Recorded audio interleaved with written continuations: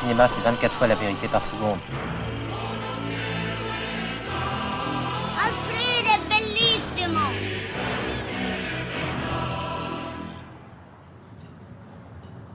What are we gonna do? We're gonna be fine.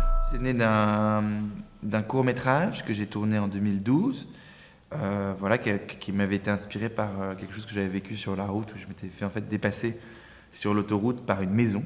Et à la suite de cette image, j'ai développé une histoire avec des personnages qui étaient tiraillés entre à la fois un besoin comme ça, un peu instinctif de liberté, et en même temps une sorte de nécessité de trouver un foyer. Et j'ai repris en fait l'écriture du film là où je l'avais arrêté avec le court-métrage. The mother will do anything to protect her child.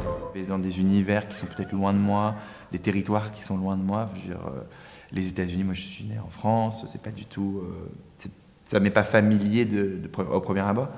Mais ça me permet, en fait, de me désinhiber complètement sur mon regard et de me rattacher toujours à « mais qu'est-ce qui les unit, eux et moi, quoi ? Qu'est-ce qui fait que ce qu'ils vivent est universel ? Qu'est-ce qui fait que ce que vit Ali, eh ben, j'arrive à le comprendre, j'arrive à le ressentir dans mes os ? Qu'est-ce qui nous rapproche ? Qu'est-ce qui nous rend humains ensemble, quoi ?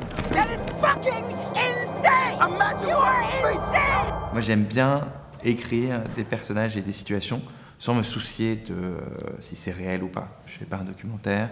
Et après, au moment où j'ai une histoire, où j'ai des personnages qui me touchent, et ben à ce moment-là, je confronte cette histoire et ces personnages au réel. Parce qu'en effet, au cinéma, on n'a pas envie de raconter n'importe quoi.